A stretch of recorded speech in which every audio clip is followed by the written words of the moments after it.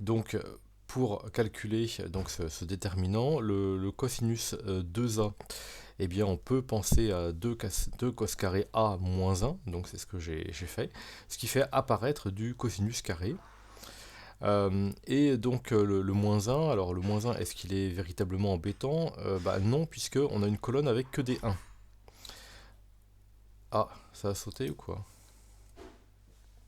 Oh non. Je mets sur pause mon enregistrement. Parti.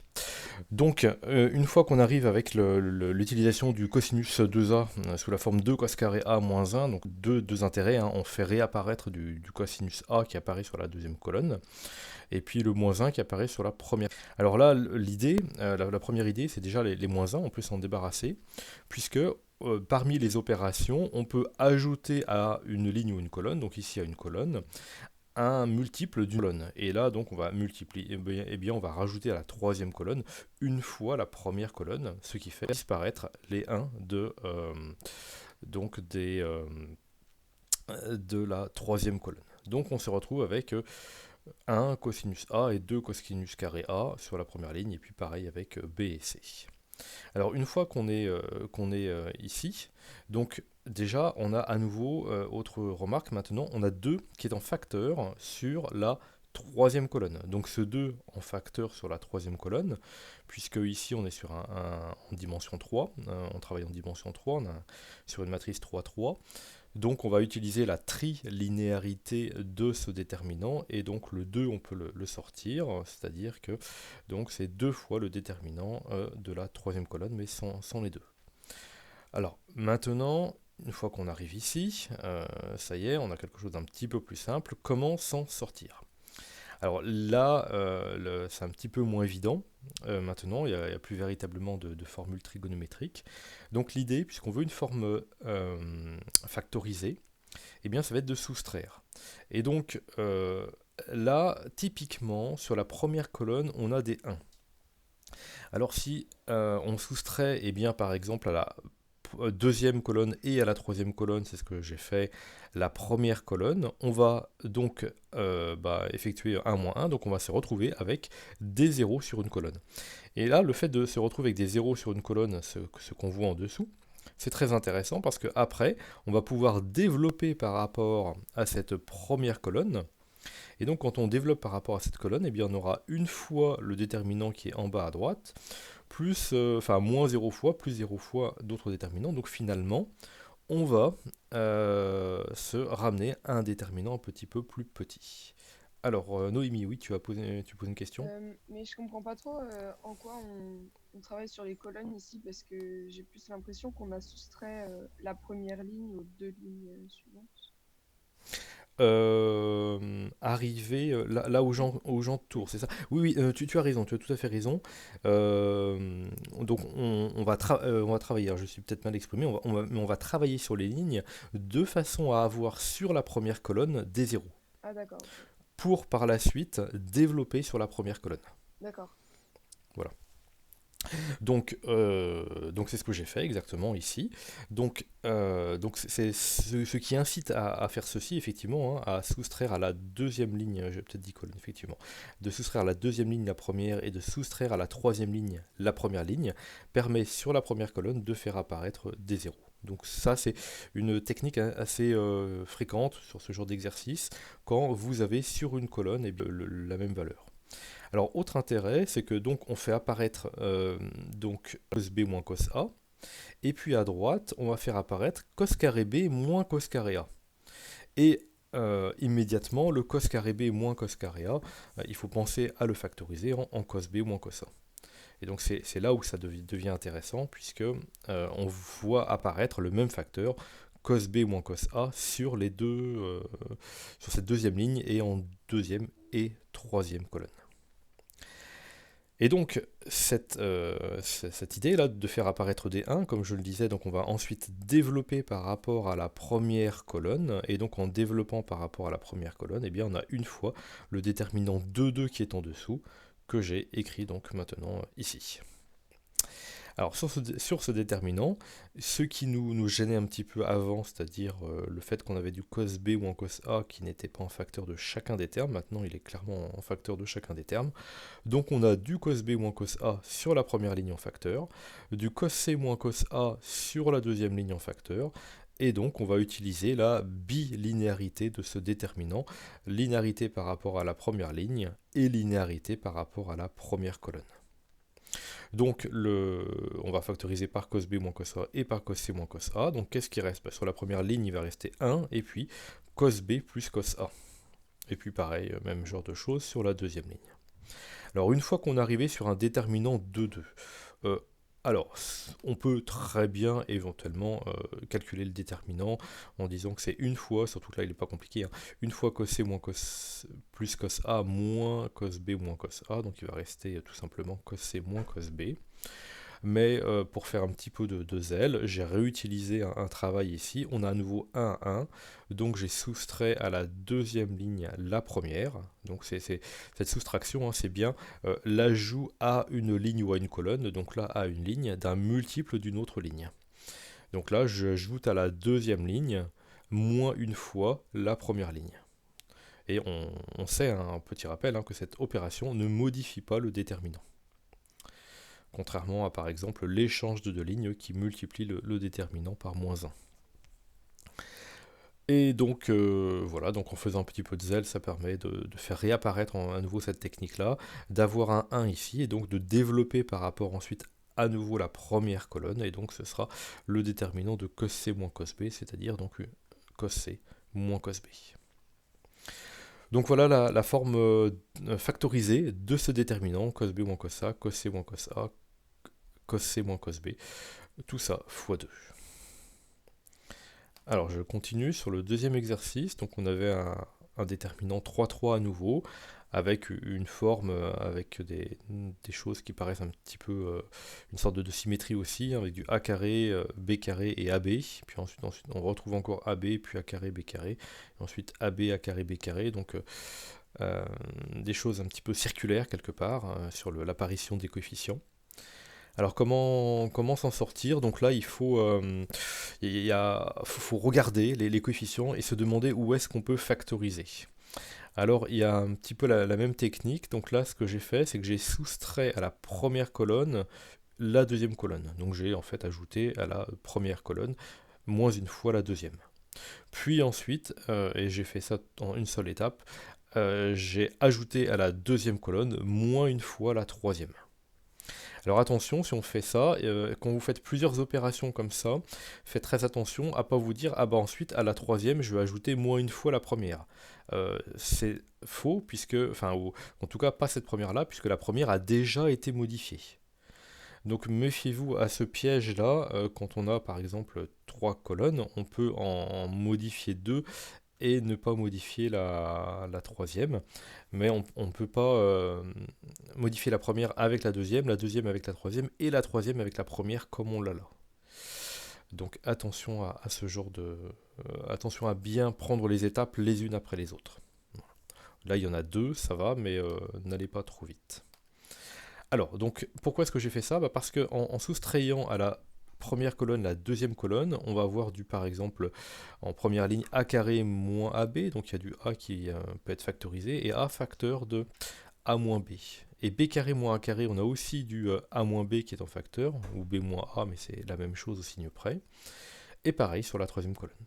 Donc en faisant ceci, je peux donc factoriser, donc j'arrive sur la deuxième ligne maintenant. Donc A facteur de A moins B, B moins A, donc c'est A moins B au signe près, fois B plus A, et B fois A moins B. Et de même, sur la deuxième colonne, on peut factoriser par A moins B, par A moins B, par B moins A. Donc, on va utiliser la trilinéarité. Linéarité par rapport à la première colonne maintenant, il y a A moins B qui sort. Linéarité par rapport à la deuxième colonne, il y a aussi A moins B qui va sortir. Donc, on a du A moins B au carré en facteur. Et donc, facteur de, eh bien, quelque chose là, un déterminant qui est quand même plus simple. Et donc, A moins B moins A et B, etc. Alors, ce que on peut remarquer différentes façons de faire ici. Ce que j'ai fait, donc, c'est... Alors, attendez, qu'est-ce que j'ai fait ici? Oui, c'est sur la deuxième ligne. Bon, j'aurais pu peut-être aller faire autrement, hein. Excusez-moi. Sur la deuxième ligne, donc, j'ai ajouté la première. Non, c'est pas ça. Qu'est-ce que j'ai fait? Qu'est-ce que j'ai fait?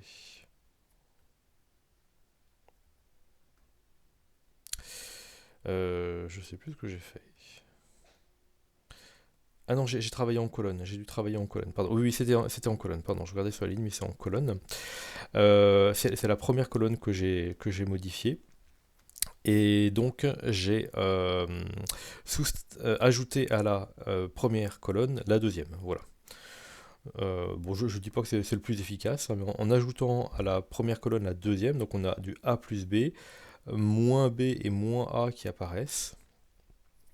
Et donc le fait de faire ça, ensuite, permet surtout, c'est le passage à ce déterminant-ci, là que je surligne, de faire apparaître du A plus B et du B. Et donc là, ce que j'ai fait, c'est que j'ai ajouté à la première ligne la deuxième et la troisième. Donc en ajoutant la deuxième, par exemple sur la première colonne, donc en ajoutant A plus B, moins B et moins A, donc on va trouver 0. Et pareil, B plus A moins B moins A, on va retrouver 0. Et donc là, on va trouver une ligne où on a que des zéros sauf sur un coefficient. Et donc ça, c'est très intéressant. Une fois de plus, ça va permettre de se ramener à un déterminant d'une matrice un peu plus petite, donc avec en dimension 1 en moins. Donc on va soustraire 1 à la dimension. Donc ces deux zéros-là, c'est une façon d'obtenir deux zéros. Donc je n'ai pas modifié ni la deuxième ni la troisième ligne. Et donc une fois qu'on est là, eh bien, évidemment, on développe par rapport à la première ligne. Donc 0 fois un déterminant, moins 0 fois un déterminant, et plus, donc b carré plus ab plus a carré, fois le déterminant qui est en bas à gauche. Donc b carré plus ab plus a carré fois le déterminant en bas à gauche. Donc on arrive sur ce déterminant de 2 ici. Et ce déterminant de 2, bien tout simplement, je l'ai calculé par l'expression du déterminant. Donc moins b fois moins b plus a, et moins donc plus a carré. Et donc on retrouve encore l'expression b carré plus ab plus a carré. Donc finalement on a du b carré plus a carré plus b carré plus ab plus a carré au carré fois le a moins b au carré. Voilà l'expression factorisée. Théophile, oui, tu avais levé la main. Oui. Je comprends pas pourquoi la troisième colonne ne bouge jamais Alors, dans c'est juste un choix. C'est juste un choix personnel. Par exemple, donc ce que j'ai fait dans la première expression, j'aurais très bien pu, plutôt que à la première colonne soustraire la deuxième, puis à la deuxième soustraire la troisième, j'aurais très bien pu à la troisième soustraire la deuxième, puis à la deuxième soustraire la première. Et dans ces cas-là, c'était la première colonne qui aurait été inchangée. D'accord. Voilà. Ou alors, j'ai travaillé en colonne, mais je pense, je pense qu'on peut aussi travailler en ligne. Je ne sais pas si c'est très intéressant. Oh, si on peut travailler en ligne aussi, par exemple, on peut décider de conserver la première ligne. Et donc, dans ces cas-là, à la deuxième ligne, on va soustraire la première ligne. Non, dans l'autre sens. À la troisième ligne, on va soustraire la deuxième ligne. Donc là, ça modifie la troisième. Et ensuite, à la deuxième, on soustrait la première. Et donc là, on modifie la deuxième ligne et on n'a pas modifié la première. Ou bien on peut décider de ne pas modifier la troisième ligne, et dans ces cas-là, à la première ligne, on soustrait la deuxième est inchangée, et à la deuxième, ensuite, on soustrait la troisième. Donc là, on a modifié la première ligne et la troisième ligne est inchangée. Ça va ou est-ce que c'est un petit peu trop rapide? Et non, ok. Non, ça va? Non, c'est D'accord, ok. très bien. C'est uniquement un choix, surtout que là, il y a une forte symétrie, hein, dans l'expression des coefficients, donc je pense que tout ce que j'ai proposé là tiendrait la route, rapidement à vue d'œil comme ça. Voilà. Ilona, oui. Est-ce que vous pouvez réexpliquer l'avant-dernière ligne, s'il vous plaît? L'avant-dernière ligne. Comment est-ce qu'on arrive ici, c'est ça? Oui, s'il vous plaît. C'est tout simplement un développement par rapport à la première ligne. Donc on développe par rapport à la première ligne le déterminant. Donc c'est 0 fois un déterminant qui est en dessous, que je ne vais pas calculer bien sûr, moins 0 fois un déterminant qui est en dessous, que je n'ai pas calculé non plus, et plus, toujours cette alternance de plus et de moins, donc le coefficient qui est ici, fois le déterminant obtenu, donc le sous-déterminant ou le déterminant d'une sous-matrice obtenu en supprimant, et bien puisque là on prend le coefficient de la première ligne et de la troisième colonne, donc on supprime la première ligne et la troisième colonne, donc c'est le déterminant qui est ici en bas à gauche. Merci. Voilà. Alors il y a encore deux mains levées, oui. Oui, monsieur, moi j'avais un autre résultat, mais enfin ça revient au même. J'ai a puissance 6 plus b puissance 6 moins 2b au cube a au cube. Finalement, est-ce que ça suffit ou il faut vraiment factoriser comme vous? Bah c'est pas factorisé. Ah ouais, Voilà. ok. Donc je pense pas que ce soit faux, mais c'est pas factorisé. Voilà. Ah, ma connexion est instable en plus. Et quelqu'un d'autre avait posé une question.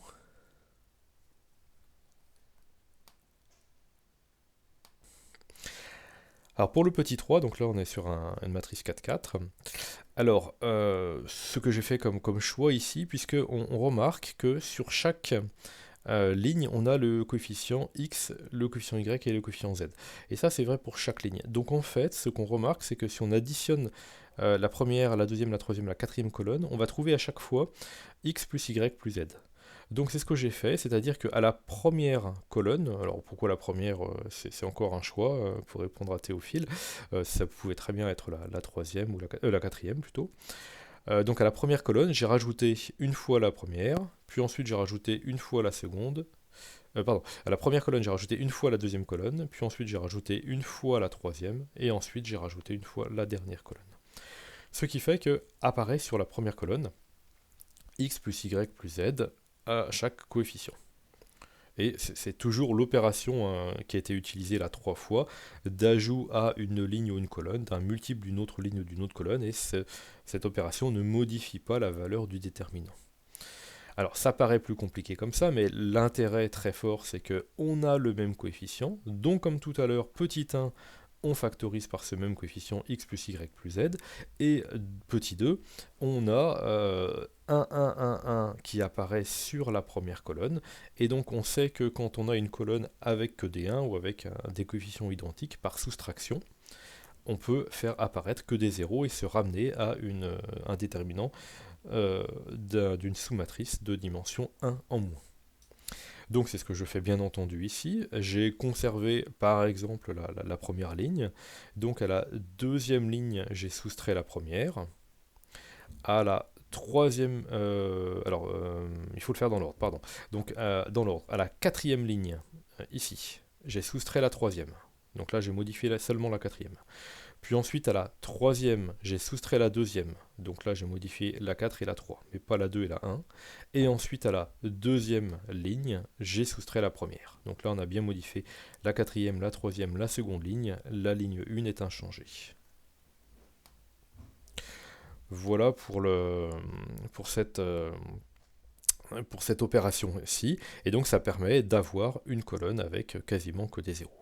Donc une fois qu'on est là, le but c'est de développer ensuite par rapport à la première colonne.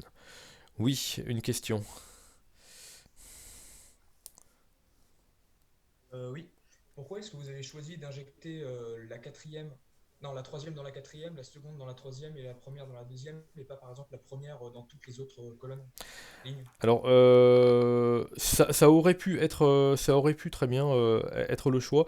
Alors, c'est pour utiliser un petit peu plus le côté, le fait que là, sur chacune des trois colonnes, c'est une très bonne question, hein.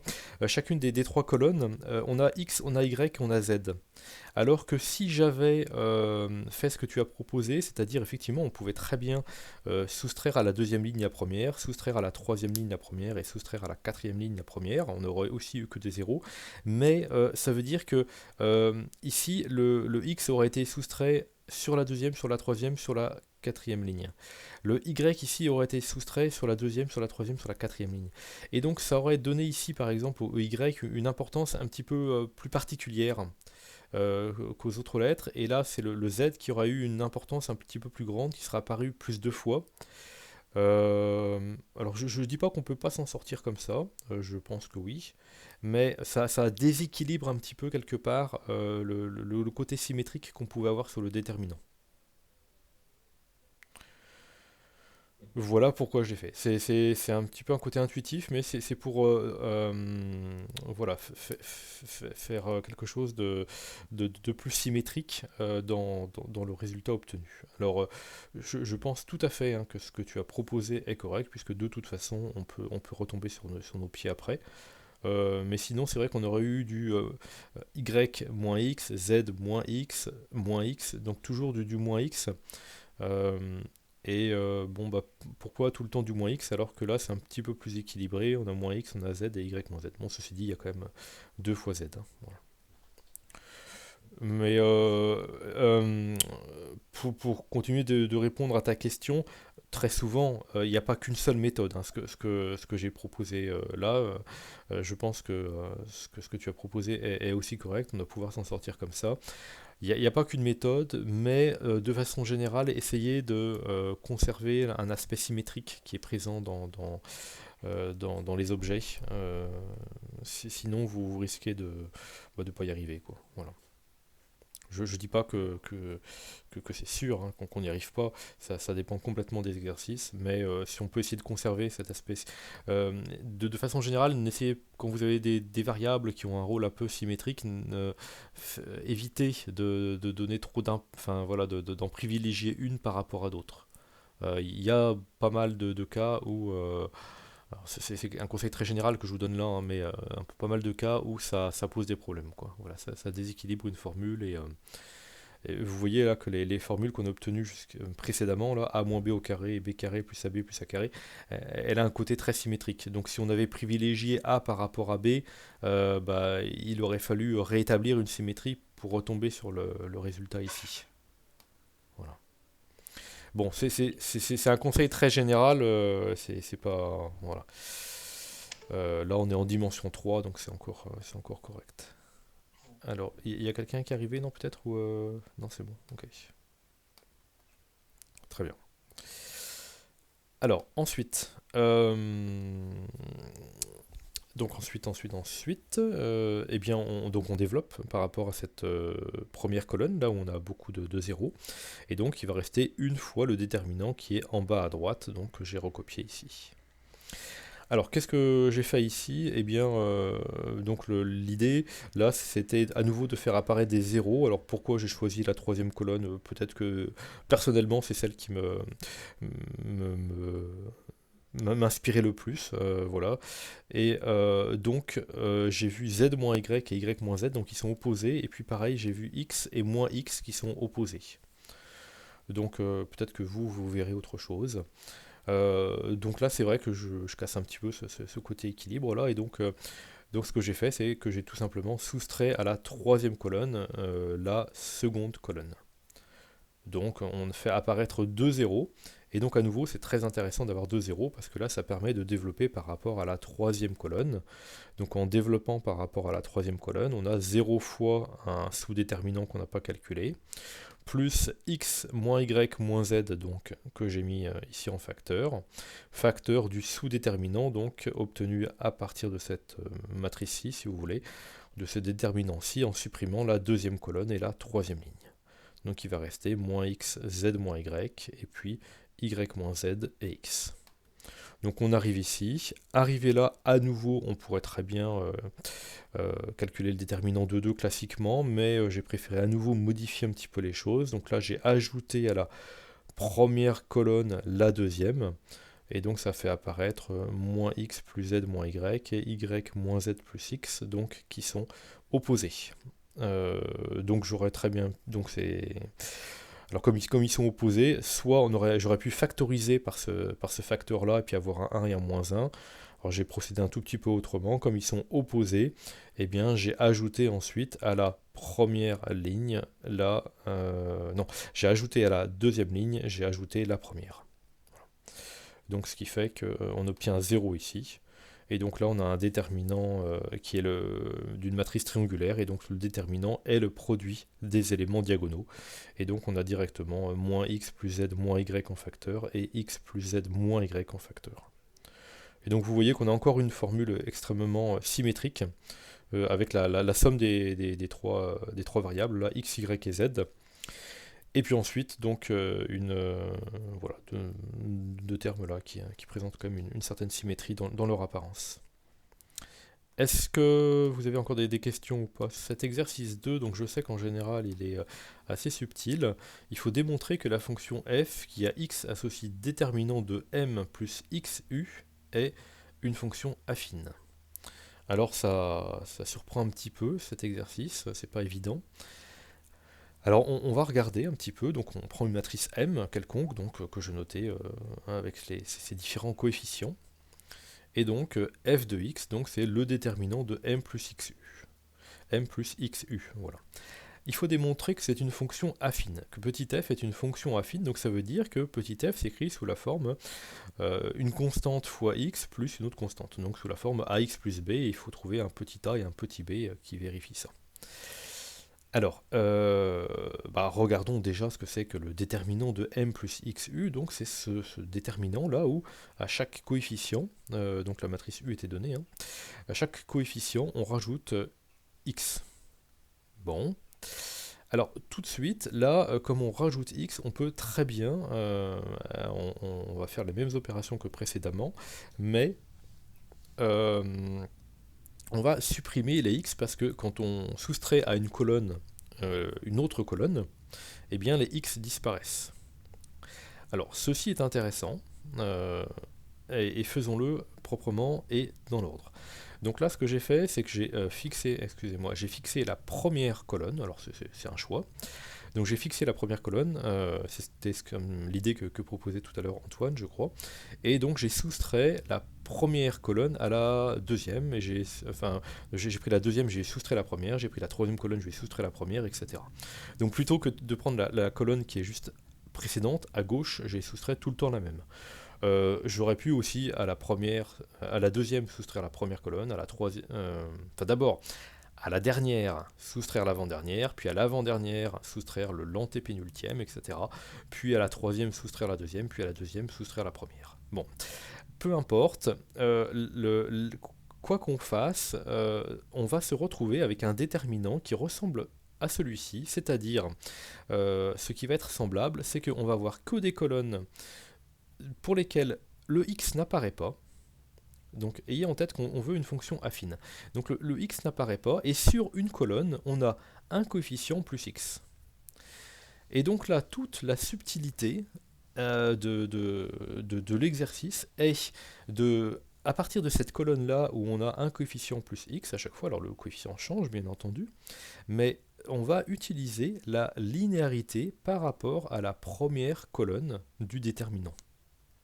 Alors pourquoi la linéarité? Parce que la première colonne du déterminant, eh bien, il faut la voir, l'idée est là, comme une somme de deux colonnes. La colonne A11, A21, etc., AN1, et à laquelle on rajoute la colonne avec que des x. Donc en utilisant la linéarité du déterminant par rapport à la première colonne, toutes les autres colonnes sont fixées, eh bien on va avoir une somme de deux déterminants, donc le déterminant qui est ici est égal à une somme de deux déterminants. Le premier dont la première colonne est la colonne A11, A21, AN1, plus le deuxième déterminant dont la première colonne est la colonne avec les x. Et en fait, ça y est, une fois qu'on a fait ça, on a gagné. Alors pourquoi on a gagné? Parce que le premier déterminant ici, je ne cherche pas du tout à le calculer, il ne m'intéresse pas, il dépend uniquement des coefficients qui sont constants, il ne dépend pas de x. Et donc en fait, c'est un nombre là qui va être dans notre fameux ax plus b qu'on cherche, eh bien il va correspondre au petit b. et x n'apparaît que sur le déterminant de droite. Alors le déterminant de droite, eh bien, puisque il apparaît sur toute la première colonne, on peut utiliser à nouveau la linéarité par rapport à la première colonne et factoriser par x. On factorise par x, et donc on a un déterminant avec que des 1 sur la première colonne. Je n'ai pas touché aux autres colonnes. Et donc, eh bien là, ça y est, on a une fonction affine. Le premier coefficient, assez abominable, je vous l'accorde, mais on s'en moque, c'est un coefficient réel, plus x fois un autre coefficient réel. Donc on a bien démontré que la fonction f s'écrivait sous la forme ax plus b, et le petit a c'est le déterminant ici, et le petit b c'est le déterminant ici. On a bien une fonction affine. On est sur l'exercice 3 maintenant. Donc on a une matrice M qui s'écrit donc sous cette forme-là, avec que des A en dessous, une matrice triangulaire strictement inférieure, on n'a que des A, dans le triangle strictement supérieur, on n'a que des B, et puis des coefficients diagonaux, avec A différent de B. Et on dit d'utiliser le résultat de l'exercice précédent pour en déduire une expression de déterminant de M. Alors, c'est pas non plus évident, il faut se battre, donc la matrice M, je l'ai reposée ici. Et comment utiliser l'exercice précédent? Eh bien, l'exercice précédent disait det de M, c'est f de x, où, voilà, oui, enfin, f de x plutôt, c'est det de M plus xu, et donc nous, ce qui nous intéresse, c'est de calculer déterminant de M. Donc déterminant de M, en fait, ça revient à avoir x qui est nul, et donc ça revient à calculer f de 0. Donc c'est la première remarque que j'ai effectuée ici. Le déterminant de M, c'est déterminant de M plus 0u, et donc c'est f de 0. Et f, la fonction de l'exercice précédent, c'est une fonction affine. Donc on veut calculer f de 0, et pour calculer f de 0, finalement, donc le déterminant de M se ramène au calcul de f de 0, et pour calculer f de 0, eh bien, il faudrait connaître la fonction f. Eh bien, c'est ce qu'on va faire. Donc, c'est ce qu'on va faire, c'est-à-dire que on va essayer de déterminer la fonction f, donc de déterminer le coefficient a0 et b0. Alors, comment déterminer a0 et b0, comment déterminer la fonction f? Eh bien, pour les avoir, c'est une fonction affine, donc il nous faut deux coefficients, donc pour avoir ces deux coefficients, on a deux inconnus. Donc il faut trouver deux équations pour déterminer ces deux inconnus. Comment obtenir deux équations? L'idée c'est de se dire, est-ce qu'on ne peut pas calculer f? Est-ce qu'il n'y a pas des valeurs assez simples pour f? Donc f de x, c'est donc le déterminant de m plus xu. Et donc, regardez bien la matrice M, est-ce qu'on peut, si on rajoute x, donc si on rajoute xu, on rajoute x à tous les coefficients, qu'est-ce qu'on peut faire de sympathique en rajoutant x à tous les coefficients sur la matrice M? Eh bien, par exemple, on peut rajouter moins a à tous les coefficients, et dans le triangle ici inférieur, en rajoutant moins a à tous les coefficients de la matrice, dans le triangle inférieur, on n'aura que des zéros. Et donc on va avoir, donc c'est ce que j'ai fait ici, j'ai calculé f de moins a, donc déterminant de m moins au, et donc c'est le déterminant de la matrice qui apparaît ici, où le triangle inférieur n'est constitué que de zéros. Alors ça c'est évidemment hautement intéressant, puisque une fois qu'on a que des zéros comme ceci, eh bien on a une matrice triangulaire strictement supérieure, et on sait dans ces cas-là que le déterminant de la matrice, c'est le produit des éléments diagonaux. Donc le produit des alpha k moins a, pour k allant de 1 à n. Alors une fois qu'on a eu cette idée, on la reprend, puisqu'il faut une deuxième équation, et donc cette fois-ci, on va travailler avec les b. Donc l'idée, c'est de rajouter toujours le même coefficient à chaque, toujours le même nombre à chaque coefficient de la matrice, et donc pour travailler avec les b, eh bien, on va rajouter moins b pour faire disparaître tous les b sur le triangle supérieur. Donc j'ai calculé f de moins b. Et donc f de moins b, c'est ce produit ici. Donc finalement, on connaît quoi? Eh bien on connaît f de moins a, et on connaît f de moins b. Mais f de moins a, ça revient à remplacer x par moins a dans l'expression qui est ici. et donc ça vaut A0 fois moins A plus B0. Donc on a le système où la première équation, donc ici, est moins A0 fois A plus B0, donc ça c'est le f de moins A, et le f de moins, c'est l'expression, le produit des alpha k moins A. Pareil, f de moins B c'est moins A0B plus B0, qui est égal au produit des alpha k moins B.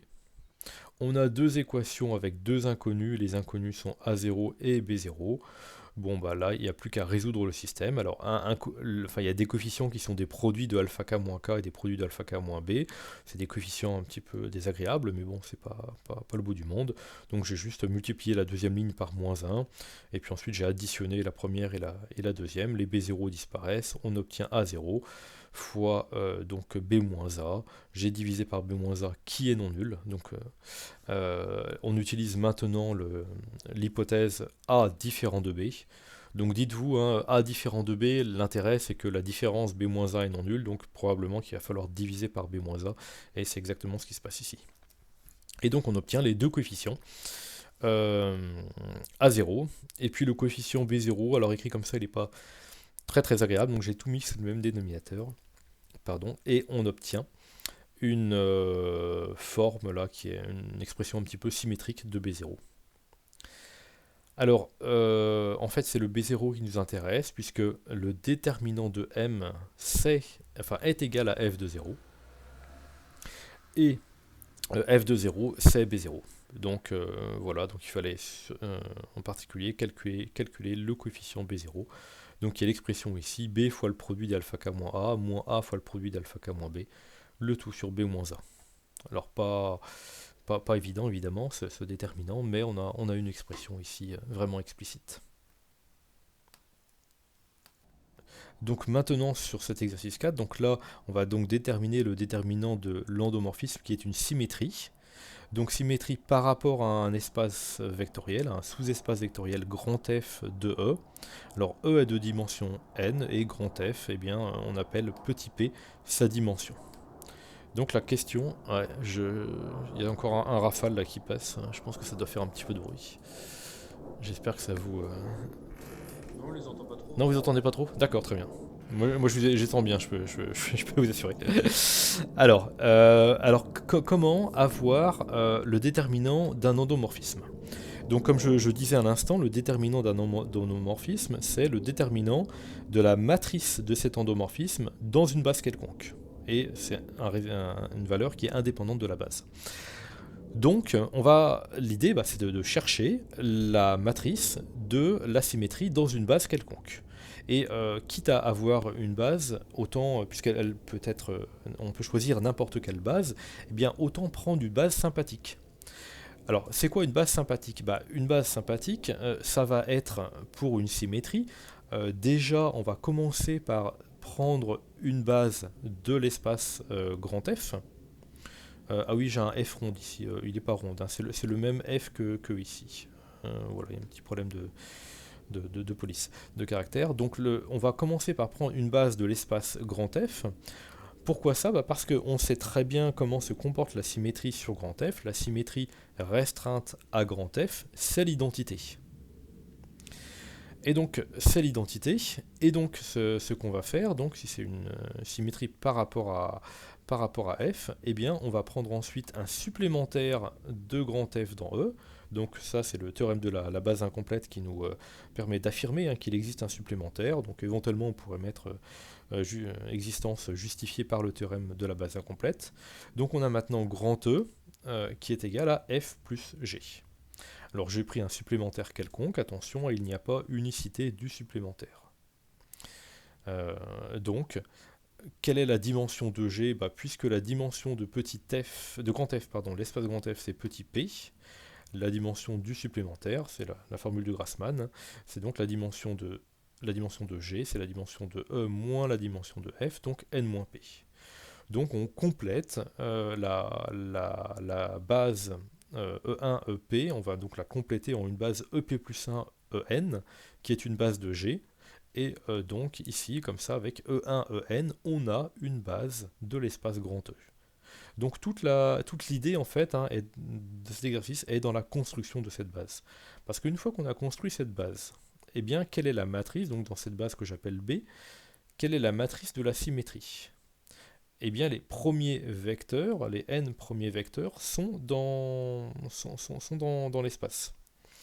Donc s'ils sont dans l'espace F, donc s'ils sont dans F, ils sont inchangés. Et donc s'ils sont inchangés, ça veut dire que l'image du premier vecteur E1 c'est E1, l'image de E2 c'est E2, etc. jusqu'à l'image de EP c'est EP. Donc l'image de E1 c'est une fois E1, et donc la première colonne de la matrice c'est 1, 0, 1 avec que des zéros ensuite, etc. Et ensuite on regarde les images des n-p vecteurs de la base de grand G, et comme eux ils sont dans un supplémentaire et qu'on fait une symétrie par rapport à S, eh bien ces vecteurs donc ont pour image leur opposé. Et donc sur une... alors cette symétrie, elle n'est pas précisée quand même. Voilà. Donc on peut trouver, si vous voulez, des vecteurs. C'est vrai que j'ai un petit peu exagéré ici, c'est-à-dire que dans le symétrique ici, j'ai pris un supplémentaire G pour lequel donc les vecteurs de cet espace symétrique là ont pour image leur opposé. Et donc finalement pour tous les vecteurs P plus 1 jusqu'à En, eh bien l'image de ces vecteurs là c'est moins une fois eux-mêmes, puisqu'ils sont puisqu'on a une symétrie ici par rapport à F. Donc finalement, quel est le déterminant de l'endomorphisme? Eh bien, c'est le déterminant de la matrice dans cette base. Donc c'est une matrice diagonale. Le déterminant, c'est le produit des éléments diagonaux. Donc finalement, c'est le nombre de... Enfin, c'est moins 1 fois moins 1 fois moins 1, etc. Et donc finalement, des moins 1, il y en a exactement n-p. Donc le déterminant de la symétrie est égal à moins 1 puissance n-p.